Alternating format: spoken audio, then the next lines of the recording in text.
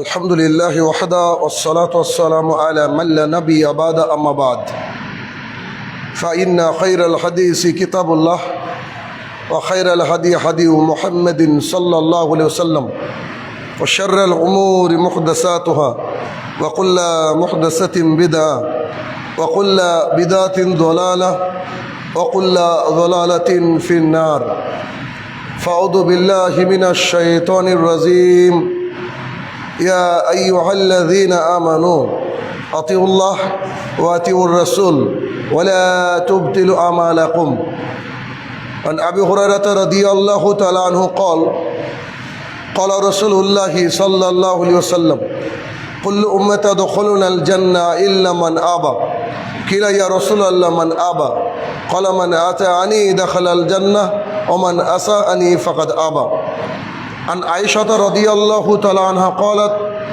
قال رسول الله صلى الله عليه وسلم من عمل عملا ليس عليه أمرنا فهو رد সম্মানিত উপস্থিতি, সর্বপ্রথম আল্লাহ সুবহানাহু ওয়া তাআলার বারগাহে শুকরিয়া জ্ঞাপন করব যে আল্লাহ তাআলা বিচার দিবসের একচ্ছত্র অধিপতি, বিশ্ব নিয়ন্তা, আমাদের হায়াত এবং মওতের মালিক সে রব্বুল ইজ্জাতের বারগাহে শুকরিয়া জ্ঞাপনার্থে আমরা বলি আলহামদুলিল্লাহ।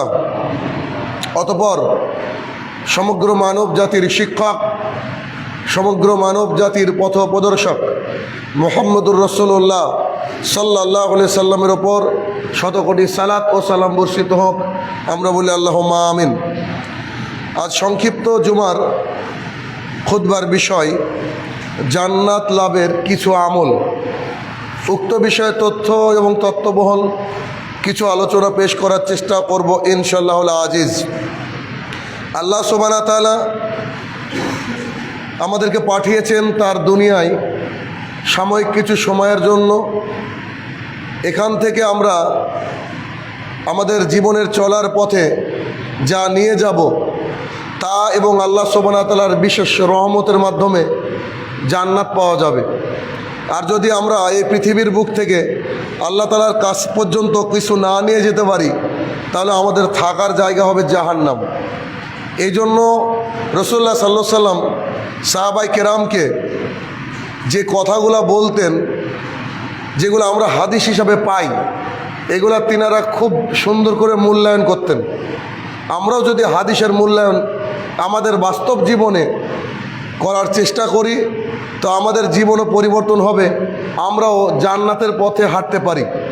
তবে বেশিরভাগ সময় আমরা খুতবা শুনি, আলোচনা শুনি, কিন্তু কোনো হাদিস, কোনো কোরআনুল কারীমের আয়াত আমাদের অন্তরকে বিগলিত করে না, অর্থাৎ আমাদের অন্তরটা যেন মোহর মারা রয়েছে এমন মনে হয়।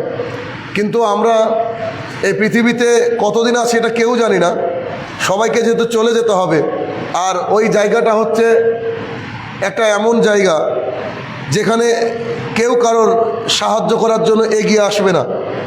ইমানদার ব্যক্তি হলে তার সাহায্যার্থে কিছু মানুষ আসবে, কিন্তু কোনো মানুষ দুনিয়াবি ভালো কিন্তু তার মধ্যে দিনদারিতা নেই, সে ব্যক্তি চলে গেলে কিয়ামতের মাঠে, কবরে, পুলসিরাত বা আরও যেসব জায়গা রয়েছে সেখানে কোনো সাহায্যকারী পাওয়া যাবে না।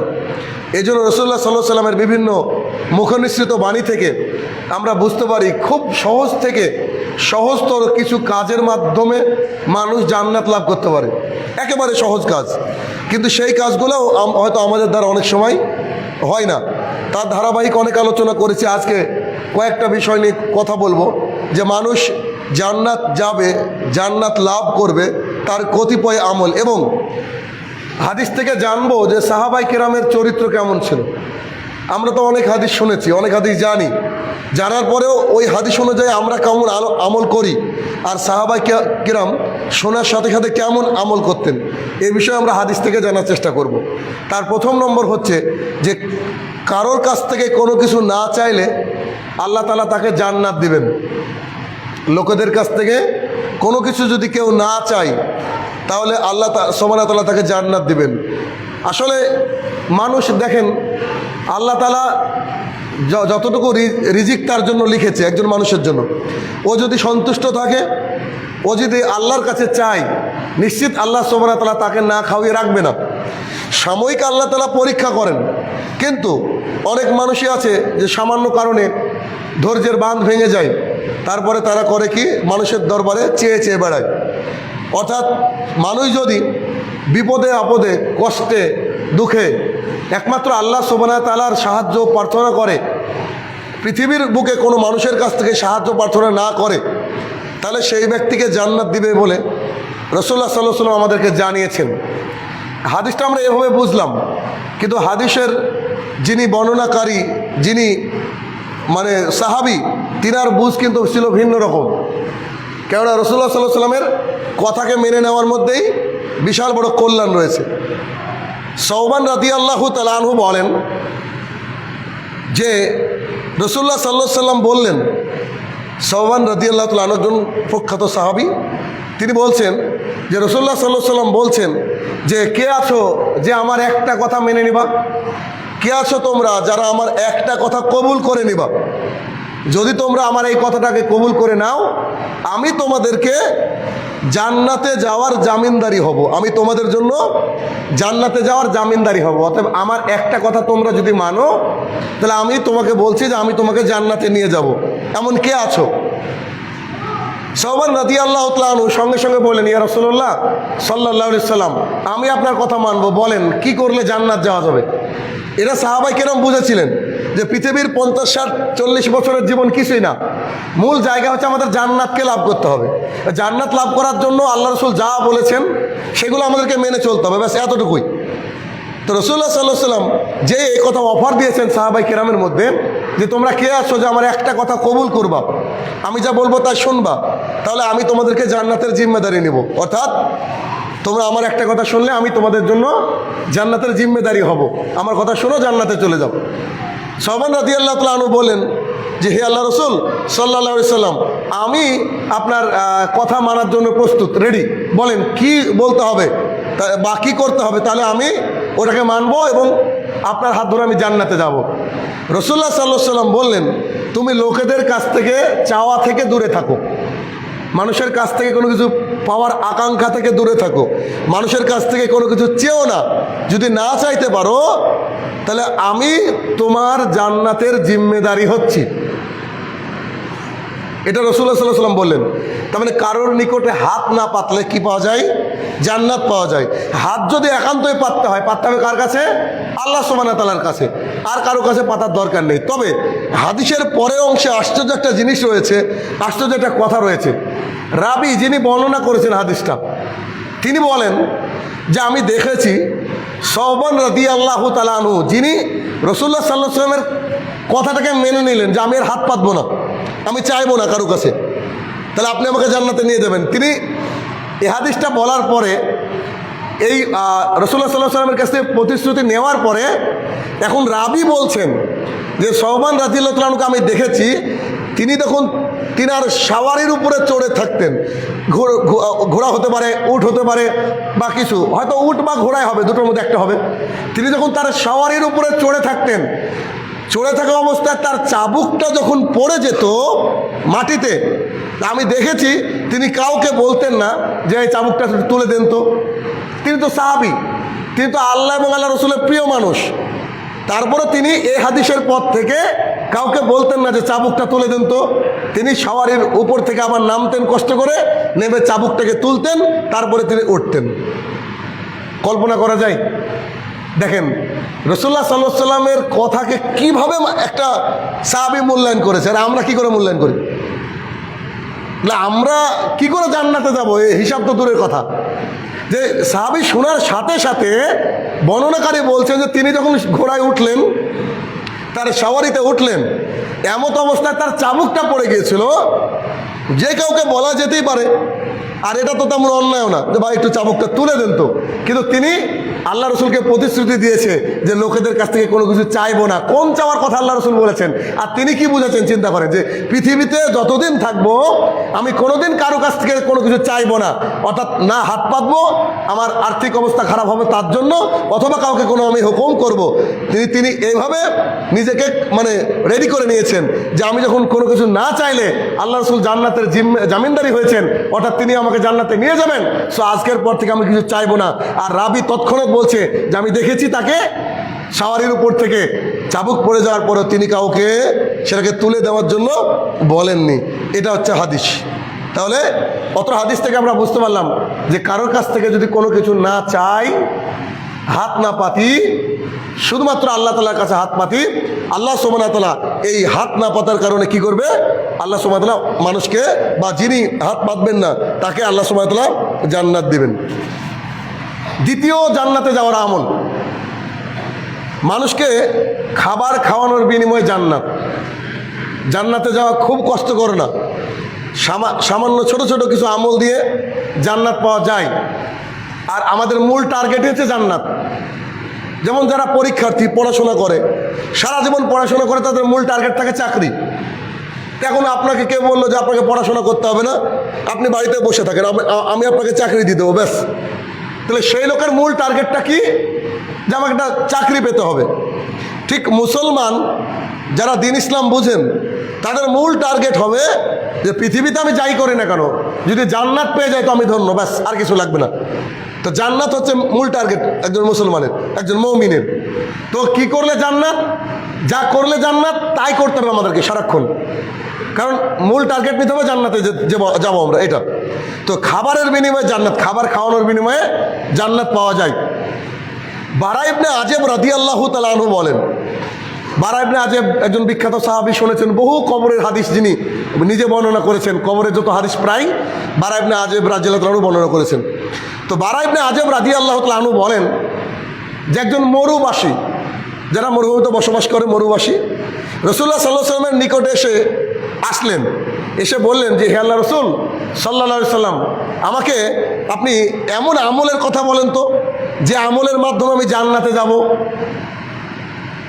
বারা ইবনে আজেব রাদিয়াল্লাহু তাআলা আনহু বলেন যে রাসূলুল্লাহ সাল্লাল্লাহু আলাইহি ওয়াসাল্লামের কাছে এক মরুভূমির লোক, মরুবাসী আসলেন।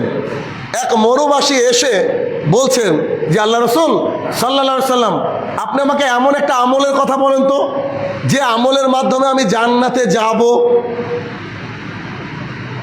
রাসূলুল্লাহ সাল্লাল্লাহু আলাইহি ওয়াসাল্লাম বলছেন, তুমি স্বল্প কথায় প্রশ্নটাকে একেবারে স্পষ্ট করেছো। এই কথাটুকু খেয়াল করেন। রাসূলুল্লাহ সাল্লাল্লাহু আলাইহি ওয়াসাল্লাম উত্তর দেননি কি করলে জান্নাত যাওয়া যাবে। তিনি কত সুন্দর কথা বলেছেন যে একজন মানুষের সারা জীবনের মূল টার্গেট হবে কি? জান্নাত যাব, যে কোনো মূল্যে জান্নাত যেতে হবে। তো রাসূলুল্লাহ সাল্লাল্লাহু আলাইহি ওয়াসাল্লামকে যখন একজন মরুবাসী এসে প্রশ্ন করছে যে একটা আমল বলেন তো যার মাধ্যমে জান্নাতে যাওয়া যাবে, ব্যাস, আর তো কিছু দরকার নেই, তখন রাসূলুল্লাহ সাল্লাল্লাহু আলাইহি ওয়াসাল্লাম বললেন যে তুমি স্বল্প বক্তৃতা দিয়েছো, অর্থাৎ স্বল্প কথা বলেছো, কিন্তু স্বল্প কথার মধ্যে তোমার টার্গেটটা একেবারে পরিষ্কার, তুমি কি চাও তা একেবারে পরিষ্কার, তোমার বক্তব্য একেবারে ঝরঝরা, নিট অ্যান্ড ক্লিন, কোনো ঝামেলা নেই। রাসূলুল্লাহ সাল্লাল্লাহু আলাইহি ওয়াসাল্লাম বক্তব্যকে ক্লিন বললেন। তার মানে বোঝা গেল এই অংশ থেকে যে আমাদের মুসলমানদের মূল টার্গেট হওয়া উচিত, মুমিনদের মূল টার্গেট হওয়া উচিত যে আমাদেরকে জান্নাত লাভ করা যায় কি করে, সেই প্রশ্ন বেশি বেশি করে করা আর সেই দিকে ধাবিত হওয়া, এর টার্গেট হওয়া উচিত একজন মানুষের।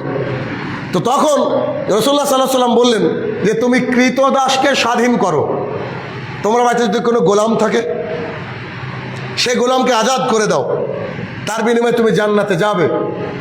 একথা বলার পরে রাসূলুল্লাহ সাল্লাল্লাহু আলাইহি ওয়াসাল্লাম বললেন, আর যদি তোমার বাড়িতে কৃতদাস না থাকে, যদি গোলাম আজাদ করার মতো ক্যাপাসিটি তোমার না থাকে, তুমি যদি ওই পর্যায়ের লোক না হও, তাহলে কি করো? তুমি ক্ষুধার্তকে অন্ন দান করো, যার খিদে লেগেছে তাকে তুমি খাবার দান করো, এবং তৃষ্ণার্তকে পানি দান করো, তাহলে তুমি জান্নাতে যেতে পারবে। একেবারে স্পষ্ট হাদিস। রাসূলুল্লাহ সাল্লাল্লাহু আলাইহি ওয়াসাল্লাম কে এক মরুবাসী নিবাসী তিনি প্রশ্ন করলেন যে আমি জান্নাতে যেতে চাই, আমাকে আমল বলেন। রাসূলুল্লাহ সাল্লাল্লাহু আলাইহি ওয়াসাল্লাম তিনটে কথা বললেন। এক, তোমার যদি ক্ষমতা থাকে গোলাম আজাদ করার, করো, যদি না থাকে তাহলে খাবার দাও মানুষকে যারা ক্ষুধার্ত, যাদের খিদে পেয়েছে। আর যদি তাও না পারো তাহলে কি করো, যারা তৃষ্ণিত, যারা পিপাসায় হয়তো কষ্ট পাচ্ছে, তাদেরকে তুমি কি করো, পানি দান করো। আর পানি তো সহজলভ্য জিনিস, পানি দান করো। তাহলে আল্লাহ সুবহানাহু ওয়া তাআলা তোমাকে কি করবে, জান্নাত দিয়ে দেবে। তাহলে আমরা এখানে বুঝতে পারলাম যে খাবার পানীয় দান করার মাধ্যমে কি পাওয়া যায়, জান্নাত পাওয়া যায়। অতএব কখনো যদি কোনো ভিখারি বাড়ির সামনে আসে, বাড়ির দরজা আসে, তাহলে কখনো তাকে কি করবেন না, ঘুরিয়ে দেবেন না। যতটুকু সামর্থ্য আছে আপনি খেতে দেবেন, না হলে একটা বিস্কুট দিয়ে অন্তত এক গ্লাস পানি দিবেন। আর এই দেওয়ার সময় আপনার এই হাদিসটা মাথার মধ্যে থাকবে, এই টার্গেটটা থাকবে যে আমার যতটুকু সামর্থ্য আছে আমি এতটুকু দিলাম, আর এতটুকু দেওয়ার পেছনে আমার টার্গেট যে আমি জান্নাতে যাবো, ব্যাস। এটা খুব ছোট ছোট আমল। আল্লাহ তাআলা কিন্তু আমাদের অন্তর দেখে, আমরা কোন নিয়াতে কোন কাজ করছি এইটা দেখে। যদি নিয়াতটা আমাদের পরিষ্কার হয়ে যায়, আমাদের ইন্টেনশনটা যদি, আমাদের নিয়াতটা যদি ক্লিয়ার থাকে, তাহলে আল্লাহ তাআলার জান্নাত পাওয়া একেবারে সহজ, একেবারে সহজ। কেননা হয়তো গল্প আকারে শুনেছেন যে যখন ইব্রাহিম আলাইহিস সালামকে আগুনে দেওয়া হয়েছিল, তখন একটা টিকটিকি সে আগুনকে ফু দিয়েছিল। কেন? তার ইচ্ছা ছিল যে ইব্রাহিমকে জ্বালিয়ে পুড়িয়ে ছারখার করে দেওয়ার জন্য আমি যোগদান করছি।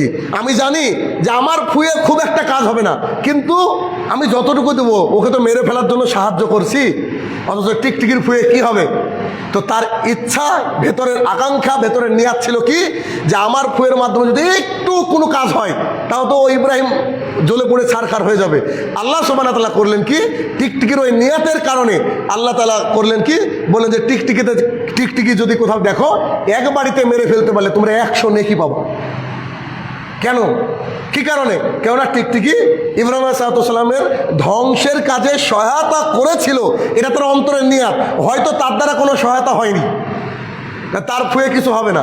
ঠিক তেমনি আমরাও যদি আমাদের ইন্টেনশনটা, নিয়াতটাকে আমাদের জান্নাতের দিকে করতে পারি, যে রাসূলুল্লাহ সাল্লাল্লাহু আলাইহি ওয়াসাল্লাম বলেছেন পানি মানুষকে খাওয়ালে জান্নাত, খাবার খাওয়ালে জান্নাত। আচ্ছা ঠিক আছে, তা আমাদের টার্গেট কি, যতটুকু পারবো অতটুকু জান্নাত। আপনি একটা বিস্কুট খাচ্ছেন, এটা ক্ষুধার্ত আপনার সামনে, আপনি অর্ধেকটা দিয়ে দেন। আপনি সঙ্গে সঙ্গে নিয়াত করে ফেলেন, আল্লাহ এই বিস্কুটের মাধ্যমে, এই আধখানা বিস্কুটের মাধ্যমে আমি জান্নাত নেব। আপনাকে লক্ষ কোটি গুণ খাবার খাওয়াতে হবে না, দেখা যাবে আধখানা বিস্কুটের মাধ্যমেই মানুষ জান্নাতে যেতে পারে। তাহলে এখানে বুঝতে হবে বিষয়টা, যে খাবার এবং পানি পান করার কারণে মানুষকে যদি পান করানো যায়, তাহলে সেই ব্যক্তিকে রাসূলুল্লাহ সাল্লাল্লাহু আলাইহি ওয়াসাল্লাম জান্নাতের বলে ঘোষণা দিয়েছেন, তিনি জান্নাতে যাবেন। এরপরে 3 নম্বর পয়েন্ট হচ্ছে যে সালামের প্রচলনকারী, যিনি সালামের প্রসারণকারী, যিনি সালাম দেন এবং সালামকে আম করেন, মানে সব জায়গায় সালাম দেন, সেই ব্যক্তির জন্য রয়েছে জান্নাত। বেশি বেশি সালাম দিলে কি হবে, জান্নাতে যাবে। এই হাদিস অনেক শুনেছেন, কেননা সালামের উপরেই পার্টিকুলারলি আমার খুতবা হয়েছে। আব্দুল্লাহ ইবনে আমর রাদিয়াল্লাহু তাআলা আনহু বলেন, আব্দুল্লাহ ইবনে আমর রাদিয়াল্লাহু তাআলা আনহু বলেন যে রাসূলুল্লাহ সাল্লাল্লাহু আলাইহি ওয়াসাল্লাম আমাদেরকে বলছেন, তিনি বলছেন, সাহাবী তিনি বলছেন, রাসূলুল্লাহ সাল্লাল্লাহু আলাইহি ওয়াসাল্লাম আমাদেরকে বলছেন যে তোমরা আল্লাহ তাআলার ইবাদত করো, যিনি রহমান, যিনি দয়াময়, তোমরা তার ইবাদত করো। রাসূলুল্লাহ সাল্লাল্লাহু আলাইহি ওয়াসাল্লাম বলছেন, এখানে কে বর্ণনা কে করছেন, আব্দুল্লাহ ইবনে আমর রাদিয়াল্লাহু তাআলা আনহু, তিনি বলেন যে রাসূলুল্লাহ সাল্লাল্লাহু আলাইহি ওয়াসাল্লাম আমাদেরকে বললেন, তোমরা তোমাদের দয়াময় মাবুদের, আল্লাহ তাআলার, একমাত্র আল্লাহ সুবহানাহু ওয়া তাআলার ইবাদত করো। আর তোমাদের মধ্যে যেন অহংকার না থাকে, অহংকার না থাকে, ইবাদত করার সময় যেন অহংকার না থাকে। তোমরা মানুষকে আহার করাও, তোমরা মানুষকে কি করো, খাবার দাও, যারা ক্ষুধার্ত তাদেরকে খাবার দাও। আর তোমরা বেশি বেশি সালামের প্রচলন করো, বেশি বেশি মানুষকে সালাম দেওয়ার চেষ্টা করো, সালাম দাও, তাহলে তোমরা তোমার মহান প্রতিপালকের জান্নাতে প্রবেশ করবে। হাদিস। তাহলে এখান থেকে বোঝা যাচ্ছে যে আব্দুল্লাহ ইবনে আমর রাদিয়াল্লাহু তাআলা আনহু বলছেন, রাসূলুল্লাহ সাল্লাল্লাহু আলাইহি ওয়াসাল্লাম বলেছেন যে তোমরা তোমাদের প্রতিপালকের কি করো, ইবাদত করো। আল্লাহ তাআলা যা নির্দেশ দিয়েছে সেই ইবাদত করো, সালাত আদায় করো, সিয়াম পালন করো, হজ করো, যাকাত দাও, দান সাদাকা করো, এগুলো করো। সেই সাথে সাথে যারা অভুক্ত, যারা ক্ষুধার্ত, তাদেরকে তোমরা কি করো, আহার দান করো, খাবার খাওয়াও। আর সেই সাথে সাথে তোমরা মানুষকে কি করো, বেশি বেশি করে সালাম দাও। তোমরা যদি মানুষকে বেশি বেশি করে সালাম দিতে পারো, তাহলে তোমরা তোমাদের মহান প্রতিপালকের কাছে জান্নাত পেয়ে যাবে। আর জান্নাতটা হচ্ছে আমাদের মুসলমানের জন্য মূল টার্গেট, যে কোনো মূল্যে আমাদের টার্গেটই হবে যে কি, যে আমরা আমাদেরকে যে কোনো মূল্যে জান্নাতের মধ্যে প্রবেশ করাবো, এটা হচ্ছে আমাদের মূল টার্গেট। 4 নম্বর পয়েন্ট হচ্ছে যে ঋণমুক্ত ব্যক্তির জন্য জান্নাত।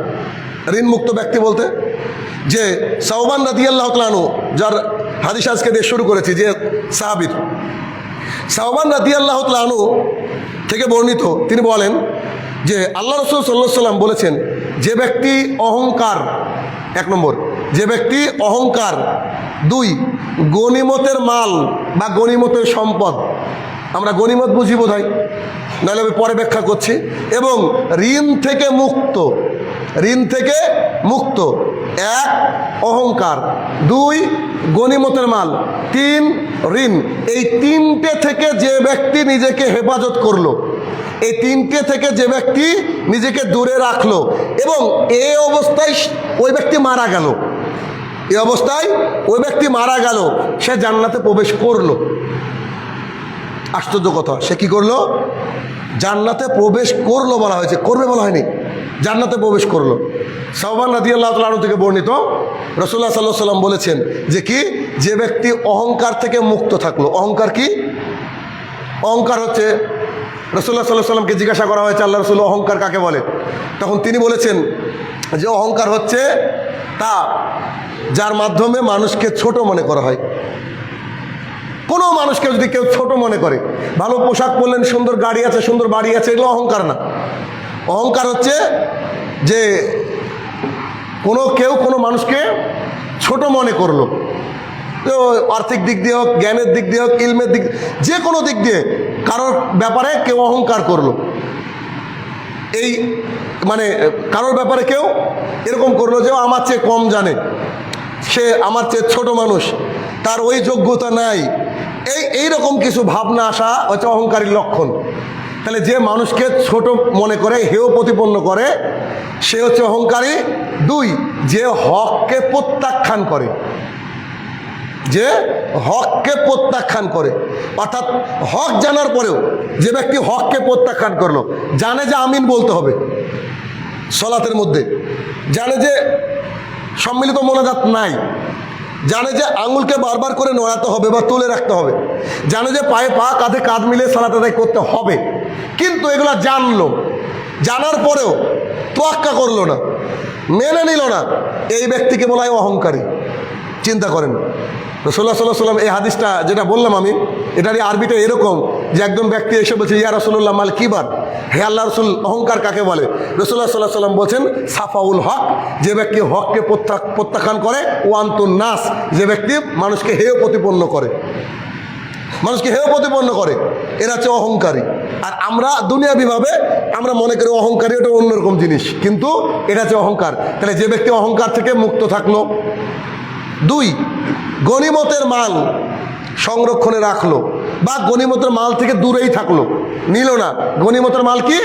রাসূলুল্লাহ সাল্লাল্লাহু আলাইহি ওয়াসাল্লামের সময় যখন যুদ্ধ হতো, যুদ্ধের যে ব্যক্তি যুদ্ধ করতে আসলো, যারা যুদ্ধ করতে আসলো, যে দল, রাসূলুল্লাহ সাল্লাল্লাহু আলাইহি ওয়াসাল্লামের দল তাদেরকে হারিয়ে দিল।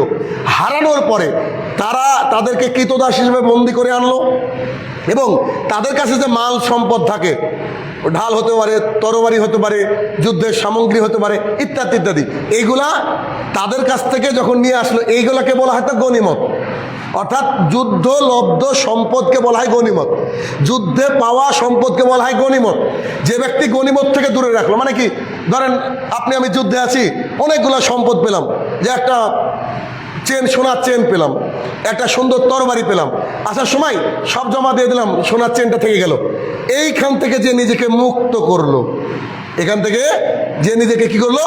মুক্ত করলো, খেয়ানত করলো না। 3 যে ব্যক্তি ঋণ করলো না, অনেক কষ্ট হয়েছে, তারপরে ঋণ করলো না, এই অবস্থায় কোনো ব্যক্তি যদি মারা যায়, সে ব্যক্তি জান্নাতে প্রবেশ করলো, রাসূলুল্লাহ সাল্লাল্লাহু আলাইহি ওয়াসাল্লাম বলছেন। তাহলে ঋণ থেকে কি করে ভয় করতে হবে? যেমন করে বাঘ বা সিংহ বা তার চেয়ে আরও কিছু ভয়ানক জন্তুর মাধ্যমে মানুষ ভয় করে, তার চেয়ে বেশি করে ভয় করতে হবে যে যখন এরকম ঋণের কথা মাথায় আসবে, আল্লাহ সুবহানাহু ওয়া তাআলার কাছে চাইতে হবে যে আল্লাহ, আমি যেন সবসময় অহংকার মুক্ত থাকতে পারি, খেয়ানত না করি সম্পদের, আর ঋণমুক্ত জীবন নিয়ে যেন তোমার কাছে পৌঁছাতে পারি। এই টার্গেট মানুষকে আমাদের রাখা উচিত। আল্লাহ সুবহানাহু ওয়া তাআলা আমাদের সবাইকে ঋণ থেকে দূরে রাখুক, আল্লাহুম্মা আমিন।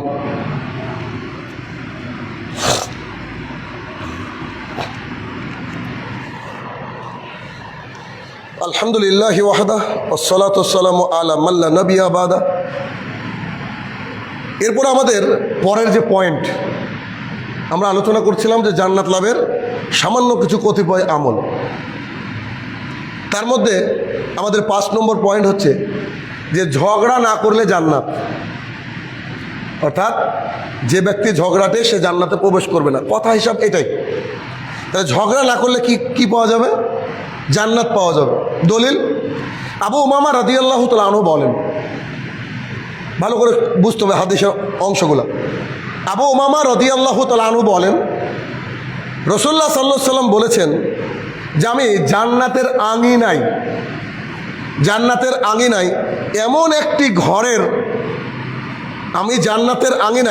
এমন একটি ঘরের গ্যারান্টি দাতা, জামিনদাতা হই যে ওই ঘরটির জন্য হকদার হবে। রাসূলুল্লাহ সাল্লাল্লাহু আলাইহি ওয়াসাল্লাম বলছেন যে আমি জান্নাতের আঙিনায়, মানে জান্নাত তার উঠান, যেটাকে বলে আমরা উঠান, আঙিনায়, এই আঙিনায় যে ঘর থাকবে, জান্নাতে বিভিন্ন রকম জায়গায় বিভিন্ন ঘর থাকবে, মধ্যে থাকবে, উপরে থাকবে, সাইডে থাকবে, মিডিলে থাকবে, এরকম নানানভাবে ঘর থাকবে, আর এক এক ঘরের এক এক রকম মর্যাদা হবে। তো রাসূলুল্লাহ সাল্লাল্লাহু আলাইহি ওয়াসাল্লাম হাদিসের শুরুতে বললেন যে আমি জান্নাতের উঠান বা আঙিনায় এমন একটা ঘরের গ্যারান্টিদাতা বা জামিনদারি হচ্ছি যে ঘরটি ওই ব্যক্তির জন্য হবে। কোন ব্যক্তি? যে ব্যক্তি নিজে হক, নিজেই ঠিক, এইটা জানার পরেও যে ব্যক্তি ঝগড়াকে পরিহার করে। তার মানে খুব কঠিন কথা এটা। আবার মানে আমি হক পথে আছি, কিন্তু হক পথে থাকার পরেও আমি যদি ঝগড়া না করি, এটা খুব কঠিন কাজ, অনেক বড় কঠিন কাজ। ধরেন পাশাপাশি দুজনের জমি আছে, উনিও আবাদ করেন, আপনি আবাদ করেন, আপনি দেখতে পেলেন যে আপনার জমিতে এক কোদাল নিয়ে নিয়েছে। আপনি জানার পরেও যদি ওনার সাথে ঝগড়া না করেন, তাহলে আপনাকে জান্নাত দেওয়া হবে, রাসূলুল্লাহ সাল্লাল্লাহু আলাইহি ওয়াসাল্লাম বলছেন। কিন্তু এই কাজটা যে কত কঠিন তা আমরা নিশ্চয়ই অনুমান করতে পারছি। যে আমি হক, আমি জানি যে কোনো ব্যক্তি যদি ইমামের আমিনের সাথে আমিন বলে, ফেরেশতার আমিনের সাথে আমিন বলে, তাহলে যদি মিলে যায়, সে ব্যক্তির জান্নাতে ঘর আছে। সে ব্যক্তির যত গুনাহ করবে, সমুদ্রের ফেনার পরিমাণ গুনাহ হলেও তার গুনাহকে ক্ষমা করে দেওয়া হবে, আমি জানি। কিন্তু একটা মানুষ মানতে চাইছে না। আমি ঝগড়া না করে চুপ থাকলাম, আমার জমির একটা অংশ সে নিয়ে নিয়েছে, আমি বুঝতে পারলাম। আমার ব্যবসা করার সাথে পার্টনারের একটা অংশ তার মধ্যে চলে গেছে, আমি বুঝতে পারলাম। কিন্তু আমি সবর করলাম, আমি ধৈর্য ধারণ করলাম, আমি হকদার, ওইটা আমারই একদম 100%, দলিলেও আমার, সব কিছু তো আমার। কিন্তু তারপর আমি কি করলাম? আমি হকদার হওয়ার পরেও আমি ঝগড়াকে পরিহার করলাম। তার মানে এই না যে আপনি ঝগড়া করতে পারলেই আপনি ভালো জায়গায় আছেন, না। আপনি চুপ থাকেন, ঠিক আল্লাহ সুবহানাহু ওয়া তাআলা ব্যবস্থা করবে। তাহলে কি? তাহলে আমি তার ওই ঘরের জিম্মাদারি হচ্ছি যে ঘরটা জান্নাতের আঙিনায় রয়েছে, জান্নাতের আঙিনায় রয়েছে। অনুরূপভাবে রাসূলুল্লাহ সাল্লাল্লাহু আলাইহি ওয়াসাল্লাম বলছে, অনুরূপভাবে আমি জান্নাতের মাঝে যে ঘরটা রয়েছে সেই ঘরের গ্যারান্টিদাতা বা জামিনদারি হচ্ছি। কোন ঘর? যেটা জান্নাতের মাঝে রয়েছে। যে ব্যক্তি, এটা কোন ব্যক্তির জন্য? এটা ওই ব্যক্তির জন্য যে ঠাট্টা করে মিথ্যা কথা বলে না, জীবনেও ঠাট্টা করে, ইয়ারকির ছলেও যে ব্যক্তি মিথ্যা কথা বলে না, তার জন্য জান্নাতের মাঝে একটা ঘর রয়েছে। ওই ঘরের জিম্মেদারি আমি মুহাম্মদ রাসূলুল্লাহ সাল্লাল্লাহু আলাইহি ওয়াসাল্লাম হচ্ছি। রাসূলুল্লাহ সাল্লাল্লাহু আলাইহি ওয়াসাল্লাম এভাবে বললেন। এরপরে রাসূলুল্লাহ সাল্লাল্লাহু আলাইহি ওয়াসাল্লাম বললেন যে তদুপরি আমি, বা অনুরূপভাবে আমি জান্নাতের উপরিভাগ, সুন্দর জায়গা যেটা, অনাবিল আনন্দ, যেখানে সবচেয়ে লেটেস্ট জায়গা, যে আমি জান্নাতের উপরিভাগের ওই ঘরটার জিম্মেদারি নিচ্ছি। ওই ঘরের হকদার হচ্ছে ওই ব্যক্তি যে ব্যক্তির চরিত্র হচ্ছে অনেক উত্তম, অর্থাৎ উত্তম চরিত্রের অধিকারী যে ব্যক্তি, যার চরিত্র ভালো। রাসূলুল্লাহ সাল্লাল্লাহু আলাইহি ওয়াসাল্লাম বলছে আমি জান্নাতের একেবারে উপরে যে ঘর রয়েছে ওই ঘরের জিম্মেদারি আমি নিচ্ছি। অতএব এখান থেকে আমরা বুঝতে পারলাম যে আমরা এখানে তিনটে স্তর রয়েছে। একটা আছে জান্নাতের আঙিনায় যে ঘর, এই ঘরটা যে ব্যক্তি ঝগড়া পরিহার করবে নিজে হক এটা ভাবার পরেও, এটা জানার পরেও। 2 নম্বর, জান্নাতের মাঝের ঘরে রাসূলুল্লাহ সাল্লাল্লাহু আলাইহি ওয়াসাল্লাম বলেছেন যে এটা ওই ঘরের আমি গ্যারান্টি দাতা, জামিনদার নিচ্ছি বা জিম্মেদারি হচ্ছি যে ব্যক্তি ঠাট্টা করেও ইয়ার্কি করেও মিথ্যা কথা বলে না। আর যার চরিত্র ভালো সেই ব্যক্তির জন্য আমি কোন ঘরের জিম্মেদারি নিচ্ছি, যেটা জান্নাতের একবারে উপরে তলায় রয়েছে সেই ঘর থেকে।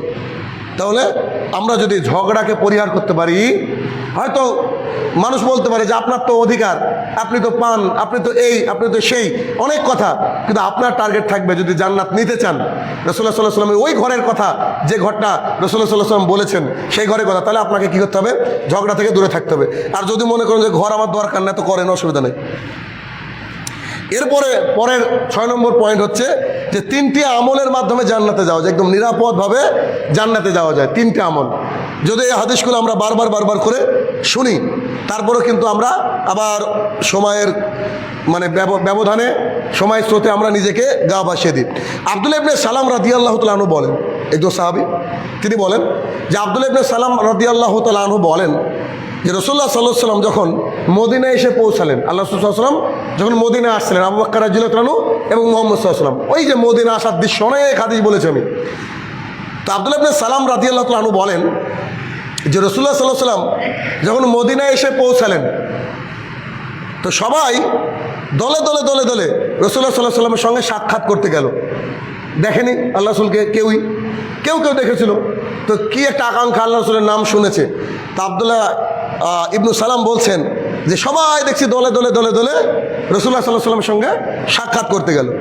তো সবাই বলতে লাগলো যে রাসূলুল্লাহ সাল্লাল্লাহু আলাইহি ওয়াসাল্লাম এসেছেন, রাসূল সাল্লাল্লাহু আলাইহি ওয়াসাল্লাম এসেছেন, রাসূল সাল্লাল্লাহু আলাইহি ওয়াসাল্লাম এসেছেন, 3বার করে কথাটা রিপিট করছে আর চলে যাচ্ছে। কি আনন্দ, একটা মহানন্দ যে আল্লাহ তাআলা আমাদেরকে এক মহান নবী, সে হিজরত করে আসছে, সে আর আবু বকর, আর আমরা তাকে রিসিভ করতে যাচ্ছি, আমরা তাকে দেখবো, আমাদের চোখ দুটোকে জুড়িয়ে দিব। এভাবে সব মানুষ কি করছে, দেখতে যাচ্ছে আর চিৎকার করছে আর বলছে আল্লাহ রসুল এসেছেন, আল্লাহ রসুল এসেছেন। তো তিনি বলছেন যে আমিও গেলাম তাদের সাথে, আমিও সে লোকদের সাথে উপস্থিত হলাম, যে রাসূল সাল্লাল্লাহু আলাইহি ওয়াসাল্লাম এসেছেন, উপস্থিত হলাম। আমি রাসূল সাল্লাল্লাহু আলাইহি ওয়াসাল্লামের চেহারার দিকে তাকালাম। আব্দুল্লাহ ইবনে সালাম রাদিয়াল্লাহু তাআলা বলছেন যে আমি রাসূলুল্লাহ সাল্লাল্লাহু আলাইহি ওয়াসাল্লামের চেহারার দিকে তাকালাম, চেহারার দিকে তাকে যা অনুমান করলাম, নিজে উনি বলছেন, আমি বুঝতে পারলাম যে এই লোক কখনো মিথ্যাবাদী হতে পারে না। সুবহানাল্লাহ, তার চেহারাটা এত সুন্দর ছিল যে আব্দুল্লাহ ইবনে সালাম বলছেন যে লোকে গেল অনেক স্বাগত জানাতে দেখতে, আমিও সাথে গেলাম। যাওয়ার পরে শুনেছি অনেকে জাদুঘর বলেছে, অনেকে বলছে মিথ্যাবাদী, অনেকে বলছে বাপদাদার ধর্ম ত্যাগ করেছে, এটা কেমন লোক। তা আমিও দলের মধ্যে গেলাম। আমি গিয়ে রাসূলুল্লাহ সাল্লাল্লাহু আলাইহি ওয়াসাল্লামের চেহারা মোবারকের দিকে তাকিয়েছিলাম। তাকানোর পর আমি উপলব্ধি করলাম যে এই চেহারার মানুষ কখনো মিথ্যা কথা বলতে পারে না। সুবহানাল্লাহি বিহামদিহি। কল্পনা করেন, একবার চিন্তা করেন আপনি, যে রাসূল সাল্লাল্লাহু আলাইহি ওয়াসাল্লামের চেহারা মোবারকটাই এত সুন্দর ছিল যে একজন সাহাবী দেখে বলছে, যে তখন তো তিনি সাহাবী আর কি, দেখে বলছে অসম্ভব, এই লোকের দ্বারা কখনো মিথ্যা কথা বলা সম্ভব বলে আমি মনে করি না। তো বলছে যে এই চেহারার ব্যক্তি মিথ্যুক হতে পারে না। তো তিনি বললেন যে রাসূলুল্লাহ সাল্লাল্লাহু আলাইহি ওয়াসাল্লাম যে মুখ দিয়ে প্রথম কথা বললেন, আমি সেদিন উপস্থিত ছিলাম, আমি সেই কথাগুলো শুনছিলাম। তিনি সেদিন বলেছিলেন, হে মানুষ সকল, হে লোক সকল, মানে ওই মদিনার যে লোক আল্লাহ সাল্লাল্লাহু আলাইহি ওয়াসাল্লামের সঙ্গে দেখা করতে এসেছেন তাদেরকে উদ্দেশ্য করে তিনি বললেন যে হে লোক সকল, তোমরা বেশি বেশি করে সালামের প্রসার ঘটাও। এসে রাসূল সাল্লাল্লাহু আলাইহি ওয়াসাল্লাম কি বললেন, যে তোমরা বেশি বেশি করে কি করো, সালাম দাও, মানুষকে বেশি বেশি করে সালাম দাও, আর মানুষকে খাদ্য দান করো, সালাম দাও, খাদ্য দান করো। আর মানুষ যখন সবাই ঘুমিয়ে থাকে তখন তোমরা উঠে তাহাজ্জুদের সালাত আদায় করো। যদি এগুলো তোমরা করতে পারো তাহলে তোমরা সহি সালামতে জান্নাতে প্রবেশ করবা। সুবহানাল্লাহ। তাহলে বোঝা গেল কি, আব্দুল্লাহ ইবনে সালাম রাদিয়াল্লাহু আনহু বলছেন যে আমি তার চেহারার দিকে তাকিয়ে বুঝতে পারলাম যে এই লোক কখনো মিথ্যাবাদী হতে পারে না। যখন তিনি বক্তৃতা দেওয়া শুরু করলেন, আমি তার কথাগুলোকে অনুকরণ করে রেখেছি, অনকল করে রেখেছি আমার অন্তরের মধ্যে। আমি শুনেছিলাম যে তিনি এইরকম করে বক্তৃতা করেছিলেন যে হে লোক সকল, তোমরা একে অপরকে দেখলে কি করো, সালাম প্রদান করো, বেশি বেশি সালামের প্রসার করো, আর তোমরা মানুষকে খাদ্য দান করো। আর তোমরা কি, যখন সবাই ঘুমিয়ে থাকে তখন তোমরা কি করো, তাহাজ্জুদের সালাত আদায় করো। যদি এগুলো করো তাহলে তোমরা নিরাপদে জান্নাতে প্রবেশ করতে পারবে। তাহলে বোঝা গেল যে জান্নাতে প্রবেশ করার রাস্তা কিন্তু অনেক সোজা। যদি আমরা এইগুলোকে একটু হিসাব করি। 7 নম্বর আজকের শেষ পয়েন্ট, সেটা হচ্ছে তাহাজ্জুদ সালাতের বিনিময়ে জান্নাত। যদিচ আগের হাদিসটাও এই তাহাজ্জুদ সালাতের ব্যাপারেও কিছুটা বলা হয়েছে। তারপরে রাসূলুল্লাহ সাল্লাল্লাহু আলাইহি ওয়াসাল্লাম এখানে বলছেন, কি বলছেন? আলী রাদিয়াল্লাহু তাআলা আনহু বলেন, রাসূলুল্লাহ সাল্লাল্লাহু আলাইহি ওয়াসাল্লাম বলেছেন যে জান্নাতে এমন কিছু ঘর রয়েছে, জান্নাতে এমন কিছু ঘর রয়েছে যার ভেতর থেকে বাইরেটা একেবারে স্পষ্ট দেখা যায়, আর যার বাইরে থেকে ভেতরে কি কি আছে সব দেখা যায় একদম ক্লিয়ার। তাহলে চিন্তা করেন কোন টেকনোলজি দিয়ে ঘরটা তৈরি করা, যে ভেতর থেকে সব দেখা যায়, আবার বাইরে মানে বাইরে থেকেও সব দেখা যায়, অথচ দেওয়াল আছে। এই টেকনোলজি এখন পর্যন্ত আবিষ্কার হয়নি। এখন ডে নাইট যে কাজ, সেটা আপনি বাইরে থেকে ভেতরে দেখতে পাবেন না, আবার রাত হলে রাতে দেখতে পাবেন, এরকম হয়। কিন্তু আল্লাহ সুবহানাহু ওয়া তাআলার টেকনোলজি কত উন্নত চিন্তা করেন, যে তিনি বলছেন, রাসূলুল্লাহ সাল্লাল্লাহু আলাইহি ওয়াসাল্লাম মানুষকে বলছেন যে আল্লাহ সুবহানাহু ওয়া তাআলার কাছে জান্নাতে ঘর রয়েছে, এমন এমন ঘর রয়েছে যে ঘরের ভেতর থেকে বাইরেটা একেবারে পরিষ্কার স্বচ্ছ দেখা যায়, যেমন করে আমরা এমনি খালি চোখে দেখি এমন দেখা যায়, আবার বাইরে থেকেও ভেতরটা একেবারে পরিষ্কার দেখা যায়। তো এইসব এরকম ঘর আল্লাহ সুবহানাহু ওয়া তাআলার কাছে আছে। এই কথা বলতে না বলতে একজন বেদুইন রাসূলুল্লাহ সাল্লাল্লাহু আলাইহি ওয়াসাল্লামকে দাঁড়িয়ে বলছেন, ইয়া রাসূলুল্লাহ সাল্লাল্লাহু আলাইহি ওয়াসাল্লাম, মানে দেখেন সাহাবাই কেরাম বা যিনারা তার সঙ্গী ছিলেন, কাছের মানুষ ছিলেন বা সাক্ষাৎ করতে আসতেন, তাদের মূল টার্গেটটাই ছিল যে কী করে জান্নাত পাওয়া যায়, আর জানার এত আকাঙ্ক্ষা, এত আগ্রহ। একজন বেদুইন চট করে দাঁড়িয়ে বললেন, ইয়া রাসূলুল্লাহ সাল্লাল্লাহু আলাইহি ওয়াসাল্লাম, যে আচ্ছা ওই যে ঘরের কথা এখন বললেন, যে ঘর থেকে ভেতর দেখা যায়, যে ঘর থেকে বাইরে দেখা যায়, আচ্ছা ওই ঘরটা কার জন্য? ওই ঘর পাবে কে? কোন ক্যাটাগরি থাকবে? তাহলে ওই ঘরটা পাবে, একটু বলেন না দেখি আমার মধ্যে আছে কিনা। মানে ওর মনের মধ্যে একটা আকাঙ্ক্ষা। বেদুইনটা রাসূলুল্লাহ সাল্লাল্লাহু আলাইহি ওয়াসাল্লামকে বললেন, রাসূলুল্লাহ সাল্লাল্লাহু আলাইহি ওয়াসাল্লাম বললেন যে শোনো, এই ঘরটা আছে সেই ব্যক্তির জন্য যে ব্যক্তি মানুষকে আহার করায়, আবার একই কথা আছে, মানুষকে খাবার দান করে, আর অধিক পরিমাণে নফল রোজা রাখে, নফল সিয়াম পালন করে, অধিক পরিমাণে নফল সিয়াম পালন করে। এবং যেটার মূল আমাদের হিসাব, সেটা কি?